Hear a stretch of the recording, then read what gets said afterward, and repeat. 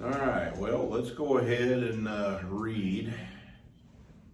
How about if someone will do the first 7 and someone will do the second 7 all the way down to 14 and someone does the 21 and then that's 4 people. Which chapter? 9, Joshua 9. I can do the first 7. Okay. And it came to pass when all the kings who were on this side of the Jordan and the hills and in the lowlands and all the coasts of the great sea towards Lebanon, the Hittite, the Amorite, the Canaanite, the Bezerite, and the Hivite, and the Jebusite heard about it, that they gathered together to fight with Joshua and Israel with one accord. But when the inhabitants of Gibeon heard that Joshua had done to Jericho and Ai, they worked craftigly and went and pretended to be ambassadors, and they took old sacks on their donkeys and old wineskins torn and mended, old and patched sandals on their feet, old garments on themselves, and all the bread of their provisions was dry and molded. And they went to Joshua to the camp at Gilgal and said to him and to the men of Israel, "We have come from a far country. Now therefore make a covenant with us." Then the men of Israel said to the Hivites, "Perhaps you dwell among us, so how can we make a covenant with you?" Who's got it? They're 8 to 14. I can do it. Okay.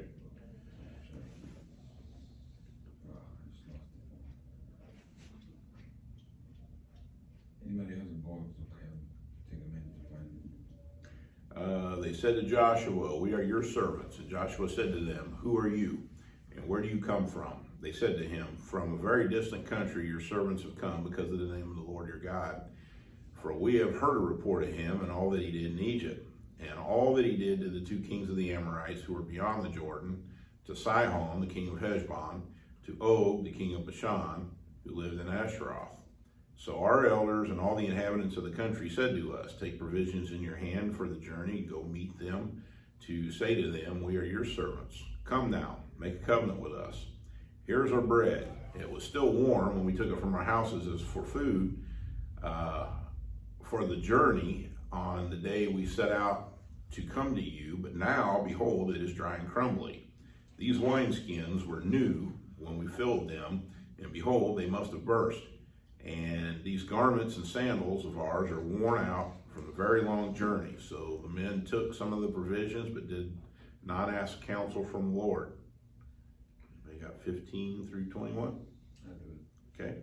And Joshua made treaty of peace with them to let them live. And the leaders of the congregation swore an oath to them. 3 days after they had made treaty, the Gibeonites, the Israelites, learned that they were neighbors living among them. So the Israelites set out on the 3rd day and arrived at the cities Gibeon, Shepharah, Beeroth, and Kirath Jearim. Anyway, but the Israelites did not attack them because the leaders of the congregation had sworn an oath to them by the Lord, the God of Israel. And the whole congregation grumbled against the leaders. All the leaders answered, "We have sworn an oath to them by the Lord, the God of Israel, and now we cannot touch them. This is how we will treat them. We will let them live so that no wrath will fall on us because of the oath that we swore to them." They continued to let them live, but then to be woodcutters and water carriers for the whole congregation. So the leaders kept their promise. Then Joshua summoned the Gibeonites and said, "Why did you deceive us by telling us that you live far away from us, when in fact you live among us? Now therefore you are under a curse and will perpetually serve as woodcutters and water carriers for the house of my God." The Gibeonites answered, "Your servants were told clearly that the Lord your God had commanded his servant Moses to give you all the land and wipe all the inhabitants before you. So we greatly feared for our lives because of you, and that's why why we have done this. Now, we are in your hands. Do to us whatever seems good and right to you. So Joshua did and delivered them from the hands of the Israelites, and did not kill the Gibeonites. On that day made woodcutters and water carriers as they are to this day, the congregation of the Lord, and for the altar at the place he would choose. All right, thank you. So let's look at verse 1. As soon as all the kings who were beyond the Jordan in the hill country and in the lowland, all along the coast of the Great Sea toward Lebanon, the Hittites, Amorites, Canaanites, Perizzites, Hivites, Jebusites heard of this. They gathered together as one to fight against Joshua of Israel. Not a good idea. Not a good idea. Well, Lebanon means white mountain. Hittites means terror or terrible, fearsome. Amorites means, it comes from Amar, it means mountain dwellers. Canaanites means merchant trafficker or servant. Perizzite means open region without walls. Hivites come from Kavah, and it means villagers, and Jebusites is Yebus or Bus, and it means tread down or trample. I don't see anything to make out of any of those. But anyway, these guys gathered against the fight against Joshua. But when the inhabitants of Gibeon heard what Joshua had done to Jericho and Ai, they, on their part, acted with cunning and went and made provisions and took worn out sacks for their donkeys, wineskins worn out and torn and mended, with worn out patched sandals on their feet, worn out clothes. All the provisions were dry and crumbly. So here is a picture of where these places are, all the red ones. And here's just another picture, but here's wineskins, what they look like. They're a goat or a pig or a sheep that they just skin them, sew up the legs and the neck, and they fill them up with wine, carry them around. So that's what they look like. That one on the bottom look like a pig. Yeah. I think it is. Yeah, it is a pig. But anyway, that's the way you used to make them. And some of these, I'll get to it when I get here. Anyway, here's another picture of where this is at. So, what do you guys see in verses 4 and 5? You know, that they made sacks for the donkeys, wine skins that were worn out and torn and mended. And the way they did this is they didn't patch the wineskin. If you got a hole in it, you just took it and made it, you know, bunched it up, tied it off, so you had this little thing sticking out, you know. That's how they mended these things. And the sandals needed patched, and they had worn out clothes.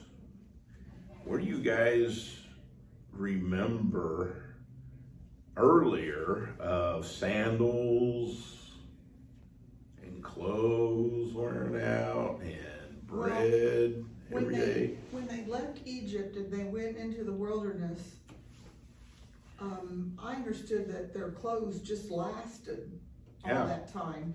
This is in contrast to the Israelites. The Israelites were in the wilderness 40 years, and their sandals didn't wear out. Their clothes didn't wear out. They had water every day. They had manna every day, fresh manna, not old crumbly, stale, moldy. So this is in contrast to God providing for the Israelites. Okay. They was talking about the bread being warm when they took it out of the oven. Liar. Well, I guess it was warm when they took it out of the oven, but it wasn't just when they left. It was like long time ago, right? Yeah. So That long time it'd be all crumbs. all right. So 6, and they went to Joshua in the camp Gilgal and said to him and the men of Israel, we have come from a distant country, so make a covenant with us. What do you see here?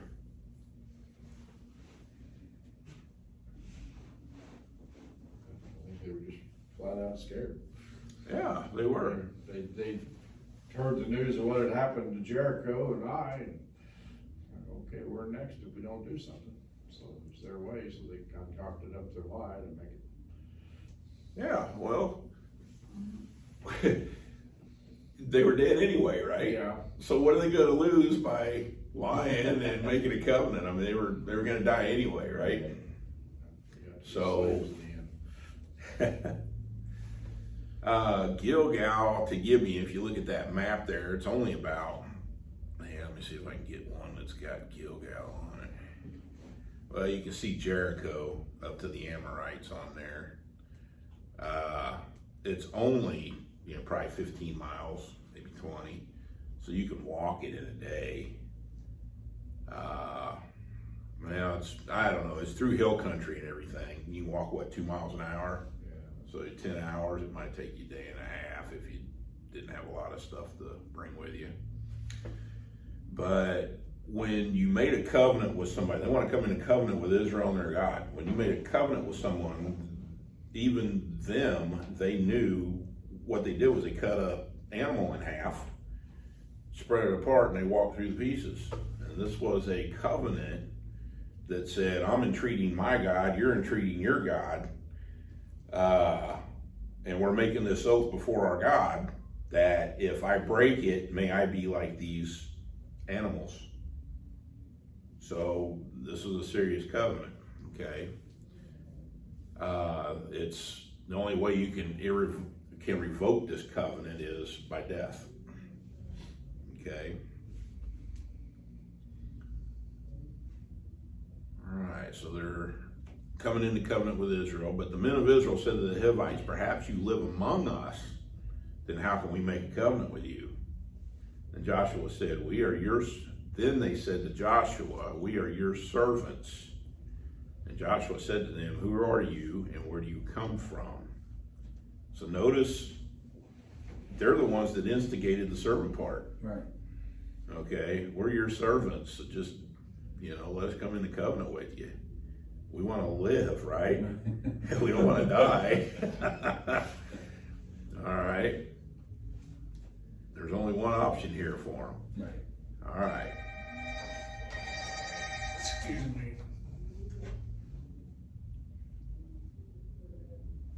In verse 9, they said to him, from a very distant country your servants have come because of the name of the Lord your God, for we Yeah. have heard a report Yeah. of him and all that he did in Egypt. Hold on. What's going on?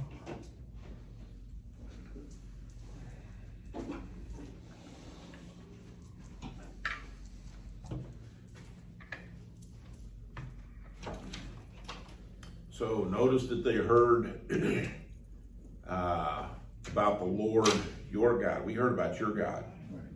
And we want to come into covenant with him. Okay.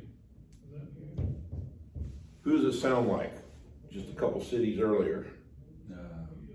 AI? That was one. What's the city right before that? Jericho. Jericho. Who was at Jericho? This sounds like Jericho. Rahab. Yeah, we heard about your God, what you did to those guys over there crossing, coming out of Egypt. Yeah. And we're scared. So Rahab comes in covenant with Israel. And she's a picture of the Gentile church coming into covenant with Yeshua. Okay. And she was able to live. So here, this is a similar thing going on. Okay.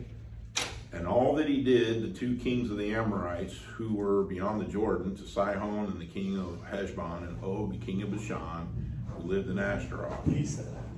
Says, so our elders and all inhabitants of our country said to us, take provisions in your hand for the journey and go and meet them and say to them, we are your servants, come now, make a covenant with us.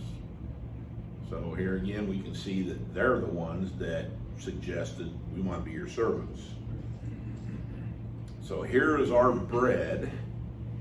It was still warm when we took it from our houses for food for the journey on the day we set out and come to you, but behold, it is dry and crumbled. Okay. These wineskins were new when we filled them, but behold, they have burst, and these garments and sandals are all worn out from a very long journey. We're from very, very, way far away. Yeah. Yet the bread was still intact. Oh, no, there's a rock. Well, the distance wasn't far, but they were there a long time. It took them a long time Took them a long time. What? to get through on the journey. Nope, they probably left that morning. No, I'm talking about their clothes and everything. Weren't they the same ones that they had through the wilderness? The Israelites? Talking about, when they got a- Yeah, the Israelites had the same clothes. They didn't ever wear out, but the Gibeonites put on old clothes. Oh, they put on no clothes to fool them, huh? Yep. All right, will someone read Deuteronomy 29, 5 and 6? Deuteronomy 29. I don't know my glasses on.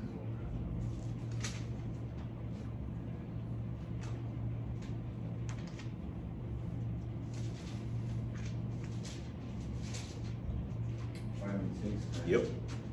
And I have led you 40 years in the wilderness.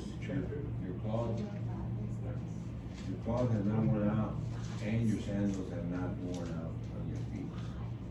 You have not eaten bread, or have you drunk wine, or similar drink, that you may know that I am the Lord, your God. Okay, so they were 40 years, their sandals didn't wear out, their clothes didn't wear out, and it says you ate no bread or drank no wine, but they had manna and water, didn't they, for 40 years? Okay, so God provided for them. So the men took their provisions, but didn't ask counsel of the Lord. What you see here? Yeah, big mistake. Yeah. Wasn't that the issue last time? Yeah. Did I? They didn't learn very much, did they? It's not. Wow, this is just days later. The Lord gives them a great victory, and I think it was all them. You know. Yeah. They didn't learn from the last one. Okay. So how do we relate that today? That's disobedient there. You forget Yeah. something so quick. What it does, what God does for us. And I personally do. Yep. I'm with you. We should be asking the Lord for everything we do, right? Amen. Okay, the world will deceive us. Yeah. And we're seeing that right now. There's a lot of deception going on. Okay, the only way you're gonna know the truth is to know the truth. Amen. Get it from Him. Right. So they put a curse on them. So they put a curse on them. Okay. So Joshua made peace with them and made a covenant with them to let them live, and the leaders of the congregation swore to them. Huh. So Joshua says he made a peace with them, made an agreement. Who's Joshua picture? Jesus. Yeshua. He's making a covenant with them. So who do you think these Gibeonites are picturing? Yeah, Gentiles, apart from Israel. And Yeshua made a covenant with Israel first, but now Joshua's making a covenant with the Gibeonites. See what this is picturing? Not yet? Okay. 16. At the end of 3 days, after they made a covenant with them, they heard they were their neighbors and that they lived among them. What do you guys see here?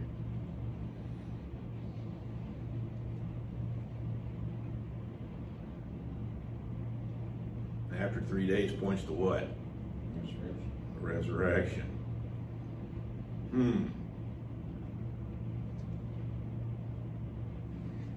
The living among kind of reminds me of where we are in the United States too, because we have a combination of Jewish and Christian here. Yeah, we have a mixed multitude here, don't we?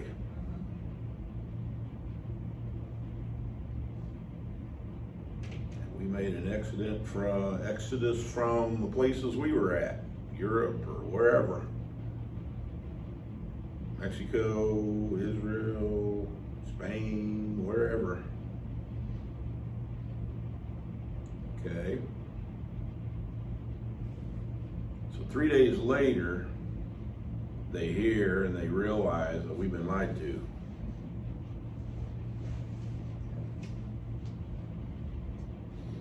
What do you guys see anything yet? 3 days can mean 3 24-hour days, or it can also mean what?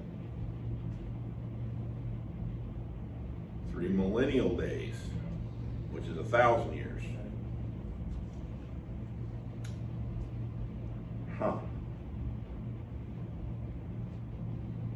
Is this like, this is the end of times?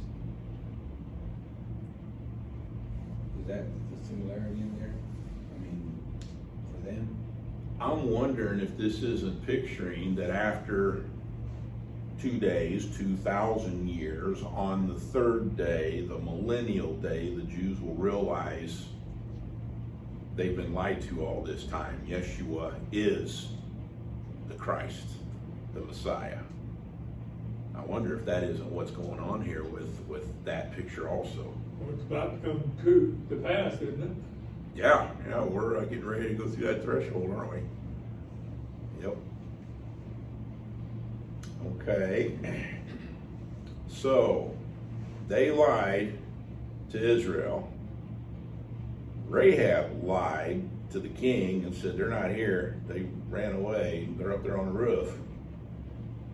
Okay, she became a believer and was saved. The Gibeonites are saved. Huh? Because of the lie. Because of the lie. And see, we focus on the lies a lot, and we get stuck on those because we know it's wrong. Let me ask you this. Would you lie to save a Jew from a Holocaust?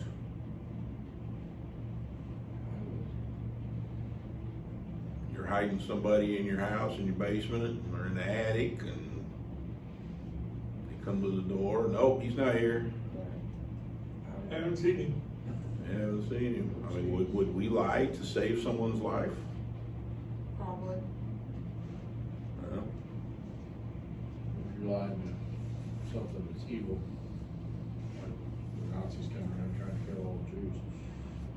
Yeah. Like that movie, Schindler's List. can't think of the name. There's Brad Pitt in it, and God, I can't think of the guy's name. He's a Nazi, and he's chasing this. Starts out with the Jews are coming to a farm, and there's a guy, and he's got a couple girls, and he's a Jew, so he's trying to kill. He's a Nazi, so he's trying to kill the Jews. And that's the opening scene. I don't know if you guys know what I'm talking about. I can't think of the name. Okay. It's a good movie, and they're hiding in the basement because he's trying to kill them. In the end, he ends up killing them. Really? Okay. Well, the Gibeonites are lying because they want to save their lives. Okay. They don't want to die. They want to live. And the Gentiles, Gibeonites, made a covenant with Joshua. And actually, I think this probably might even be picturing apart from Israel, because it says Joshua does it. Joshua gets credit for everything. He got the credit for taking Jericho. He got the credit for taking Ai. He got the credit for circumcising everybody, even though we know that's physically impossible. He got the credit for making the covenant. But yet it says also that the leaders agreed. But he's getting the credit for it, Okay, so I think this also is a picture of the church who makes a covenant with Yeshua, Jesus, apart from Israel. But he's Okay. almighty and all powerful. Yeah, there's two covenants. There's one with Israel, one with the Gentiles. But Jesus can move by himself. He can what? He can move by himself. Yeah, that's right. You know, power from Joshua, he can't. Yeah. Yep. Okay, 17. And the people of Israel set out and reached their cities, when? On the third day. Now their cities were Gibeon, Sephirah, Beeroth, and Kiriath Jearim. And I think I had those up there. You can kind of, I don't know if you guys can see that on that or not. Yeah, actually, it does look pretty good. So you can see where all these places are at. And here they are. Here are all of them right together. And it says that they reached their cities on the third day, but this was only 15 to 20 miles. But Joshua, I think in an earlier scripture, said he reached it in a day. So it only took Joshua 1 day to get there, but it's taken these guys 3 days. Yeah, but did they have all the goat herds and everything else with them? Yeah. I just think they were just the fighting men that went up there then. And the people of Israel set out and reached their cities. People of Israel. Maybe that was all of them. Okay. I mean, if you got all your possessions and all your herds, you're not gonna do it at a fast walk. You know? Yeah, that's true. Over mountains. Yeah. Okay, but the people of Israel, verse 18, did not attack them because the leaders of the congregation had sworn to them by the Lord, God of Israel, that all the congregation murmured against the leaders. So, I guess they were there because it says the congregation murmured against the leaders. That's interesting. I didn't pick up on that when I was doing my study. Well, that map shows that there's more or less hill people. If you look mountains, Yeah, they're all, because you got a river running along the side of the mountains, and they live in, Okay. well, I might say north of the mountain range. Okay. So, they heard about it. They realized they were lied to 3 days. So then they pack up their stuff, and 3 days later, they're up there. That's a total of what? 6 days. Make those big days, millennial days. 6,000 years. That's about where we're at right now, right? But the people of Israel did not attack them because the leaders of the congregation had sworn to them by the Lord God of Israel that all the congregation murmured against the leaders. But all leaders said to the congregation, we have sworn to them by the Lord, the God of Israel, and now we can't touch them. And we made an oath to God.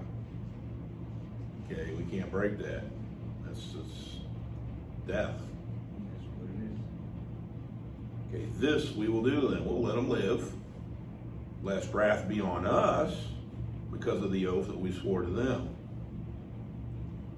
So, if they were going to kill them, what would they gain?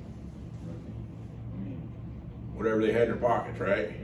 Holy bread and worn out shoes and sandals.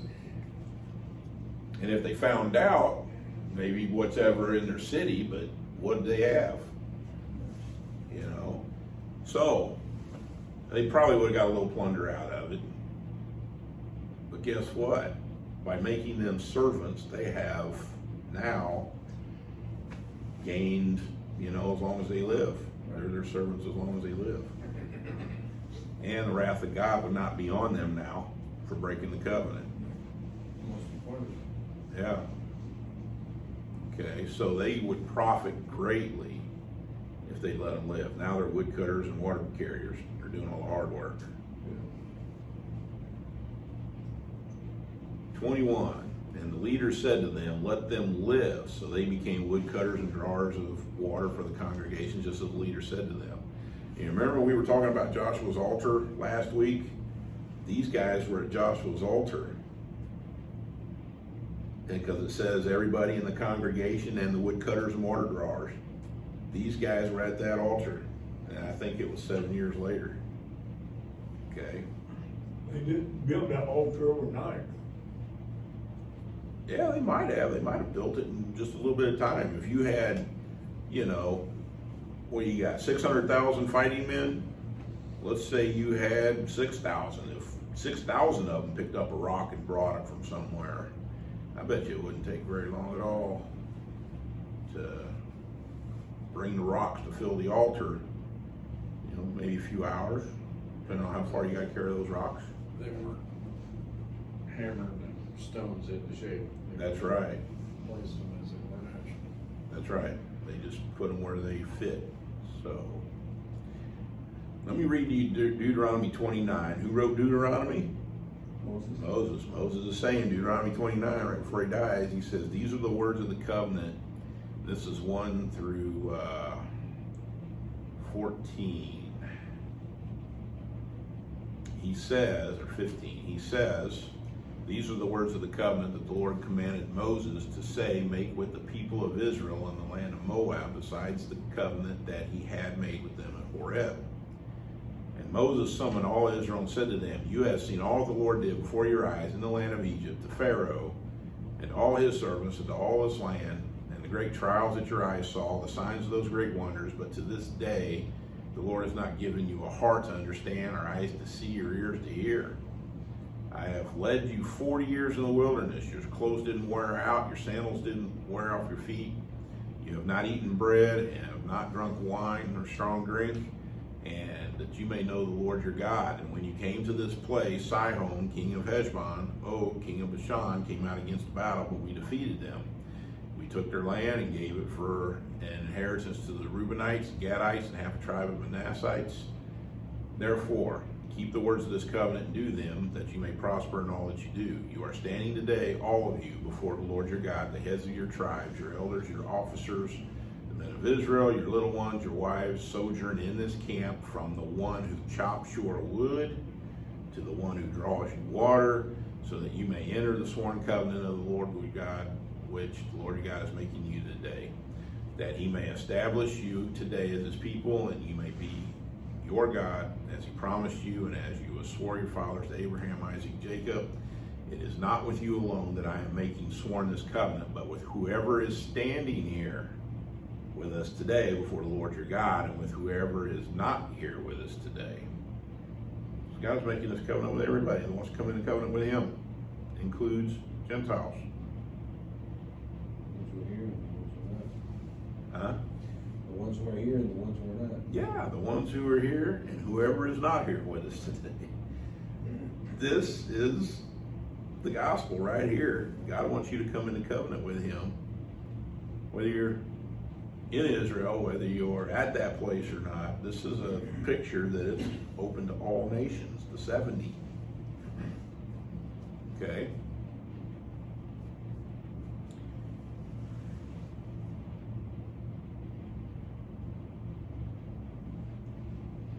So the Gibeonites were here with them. So they were demonstrating their faith in the God of Israel because they feared death. Well, guess what? We're born dead in our trespasses and sins, aren't we?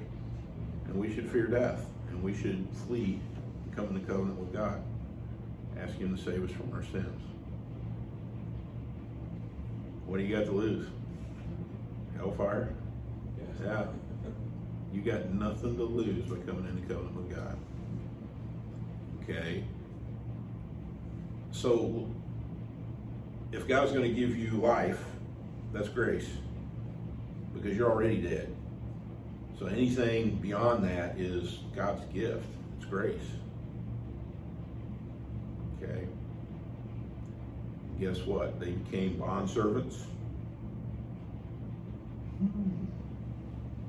What happens to us when we follow Christ and come into covenant with him?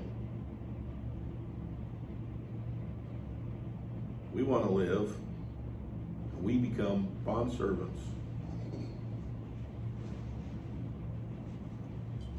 But Hmm? I'm gonna say, there in, what, 24? It says that Moses commanded to kill all the inhabitants of the land. So they didn't kill them, they let them live amongst them. There were certain ones where you had to kill everybody, everything. It depends on whether God made it harem, devoted to destruction or not. And there were some where God allowed them to take the plunder and had to kill all the people. And then there's some where if the people wanted to live and come in covenant with you, you were allowed to accept that. The Gentiles, and we can see certain people, I think Uriah the Hittite, well, this is one of these guys here, evidently came into covenant with Israel because David had someone called Uriah the Hittite that came into covenant with him. So the Gibeonites wanted to be with Israel and their God and come into covenant with them. Why? Because they wanted to live. The Canaanites and all these other guys, they didn't want to be with Israel. We don't want nothing to do with you or your God. So we're willing to fight you. And Gibeon was as cunning as Israel was with Ai. They went up to Ai and 5,000 nanner, and they started after him, and then lo and behold, there's 30,000 taking the city. So that was a little bit of deception going on there. Okay, so they're just being cunning. They were not under law. They said they were aware. We come from far off. And we came into covenant with Yeshua. Let me read you a verse in Ephesians 2, 11 to 13. Look at this. Therefore remember that at one time you Gentiles in the flesh, called the uncircumcision by what is called the circumcision, which made in the flesh by hands. Remember that you were at the time separated from Christ, alienated from commonwealth of Israel, and strangers to the covenants of promise, having no hope and without God in the world. But now in Jesus Christ you were once far off, have been brought near by the blood of Christ. They made a blood covenant with Israel and came into Israel by the blood covenant. They were far off, without hope, Gentiles in the flesh, just like us. Paul is bringing this out right here in that scripture. He's kind of like this. Yeah. Joshua summoned them and he said to them, why did you deceive us, saying, we are far from you when you dwell among us? Now therefore you are cursed, and some of you shall never be anything but servants, cutters of wood, and drawers of water for the house of my God. Well, guess what? It's better to serve in the house of the Lord than to die in hell, right? All right. They answered Joshua, because it was told to your servants for a certainty that the Lord your God had commanded his servant Moses to give you all the land and destroy all the inhabitants of the land from before you. So we feared greatly for our lives because of you in this thing. And now behold, we are in your hand. Whatever seems good and right in your sight, do it to us. So he did this to them, and they delivered them out of the hand of the people of Israel, and they did not kill them. But Joshua made them woodcutters and drawers of water for the congregation and for the altar of the Lord to this day in the place that he should choose. And that's something. I don't even have to reiterate the pictures on this, do I? I mean, this was really self-explanatory. Wow. And I, just reading this, you'd never see this until you start digging it up, right? This is a picture of the Gentiles coming into covenant with God. Now, what country in today's world or map is all these 4 different groups, 5 different groups part of now? I mean, are they all in Israel or some of them up in Jordan or Syria? are they in Jordan or, Some of these Gibeonites and all this, yes, all of them, all those 4 countries or 4 cities? well, they're probably ruins right now. The people probably were killed of those cities, But I or mean, are all those cities in Israel now? well, you have Gibeon. I don't know whether it's named that. This particular area here is called the West Bank. Okay. So that's where the Palestinians have control over that, and they Okay. named That's these. what I want to find out, Palestinians. Yeah, the Palestinians are the ones that are settled in here right now, and they will have different names for these cities if they build Right. on them. Just like if you remember we can go back and I can probably show you. Let's see, that was in 8. See, they call him Jebel Abu Ammar. See that up there? Oh, you don't see it. Okay, Jebel Abu Ammar. That's Muslim. That's Aramaic. Not Aramaic. Islam. What's the word for Islam? Palestinians. Yeah, the language though. Oh. Arabic. Yeah, Jabal Abu Ammar. Jabal is mountain. I don't know what Abu Ammar is, but they name them by their names. But these are the same areas. That's Ai and Bethel, which is I think Beitin. I think that's Bethel. And Ai is Kel Makatir. That's where Ai is. So they just give them a different name. This is all north of Israel itself. Yes. Well, it's in Israel, but it's north of Jerusalem. Yeah, north of Jerusalem. It's in the Palestinian occupied part of Israel. Right. Yeah, the West Bank area. So,